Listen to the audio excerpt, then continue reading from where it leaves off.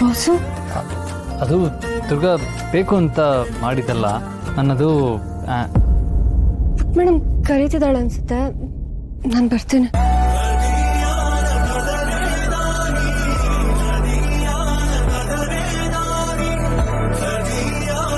ಇವಳ ಕಣ್ಣಲ್ಲಿ ಏನೋ ಒಂದು ಸೆಳ್ತಾ ಇದೆ.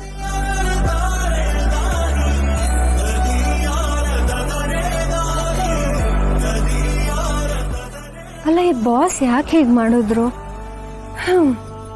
ಈ ಹುಡುಗರ್ನ ಅರ್ಥನೇ ಮಾಡ್ಕೊಳಕ್ಕಾಗಲ್ಲ ಅನ್ಸುತ್ತೆ. ಪ್ರಪಂಚದ 8ನೇ ಅದ್ಭುತ ಅಂತ ಇದ್ರೆ ಅದು ಹುಡುಗರೇ ಅನ್ಸುತ್ತೆ.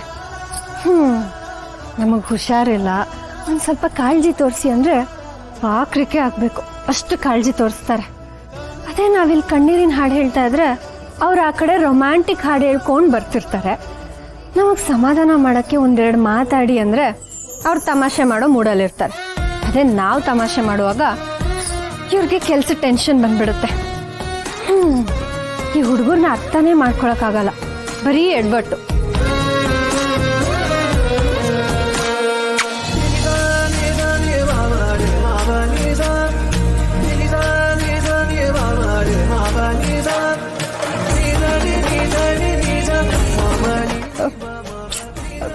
ಬೇಡ ಬೇಡ ಬೇಡ. ಅಯ್ಯೋ ದುರ್ಗಾ, ನೀನು ಇಷ್ಟಕ್ಕೆಲ್ಲ ಕರಗಬಾರ್ದು. ಹಣೆ ಮೇಲೆ ಮುತ್ಕೊಟ್ಟಿದ ತಕ್ಷಣ ಎಲ್ಲ ಸರಿ ಹೋಗ್ಬಿಡುತ್ತಾ? ಆದ್ರೂ ಏನೋ ಒಂಥರ ಚೆನ್ನಾಗಿ. ನೋಡು ದುರ್ಗಾ, ನೀನು ಬಾಸ್ ಕಡೆ ವಾಲ್ತಿದ್ಯಾ, ಗೊತ್ತಿದ್ಯಾ ನಿನಗೆ? ಬಾಸು ನಿನ್ನವರಲ್ಲ. ಈ ಪ್ರೀತಿ ಗೀತಿ ಎಲ್ಲ ನಿನಗೆ ಬರಲ್ಲ ಕಣೆ. ನೀನು ಇದನ್ನೆಲ್ಲ ತಲೆಗೆ ಹಾಕೋಬೇಡ. ಬೇಡ.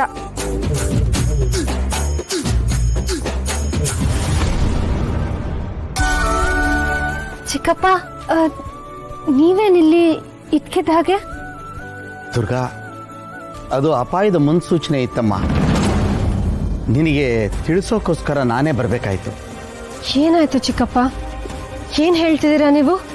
ಹೌದಮ್ಮ, ನಿನ್ನ ಜಾತಕ ನೋಡ್ತಾ ಇದ್ದೆ. ನಿನ್ನ ಪ್ರಾಣಕ್ಕೆ ಅಪಾಯ ಇದೆ, ನಿನ್ನ ವಿರುದ್ಧ ಏನೋ ಸಂಚು ನಡೀತಿದೆ ಅಂತ ಅದರಲ್ಲಿ ಸೂಚನೆ ಸಿಕ್ತು. ಪ್ರಾಣಕ್ಕೆ ಅಪಾಯನ? ಯಾರಿಂದ ಚಿಕ್ಕಪ್ಪ? ಶತ್ರುಗಳಿಂದ ಕಣಮ್ಮ. ನಿನ್ನ ಬೆನ್ನ ಹಿಂದೆನೇ ಇದ್ದಾರೆ. ನಿನ್ನ ಸುತ್ತ ಕತ್ತಲು ಆವರಿಸ್ತಾ ಇದೆ. ನೀನು ಪ್ರಾಣ ಉಳಿಸ್ಕೊಳ್ಳೋದು ಕಷ್ಟ ಅಂತ ನನಗೆ ಅನ್ನಿಸ್ತಾ ಇದೆಯಮ್ಮ. ಹುಷಾರು ದುರ್ಗಾ,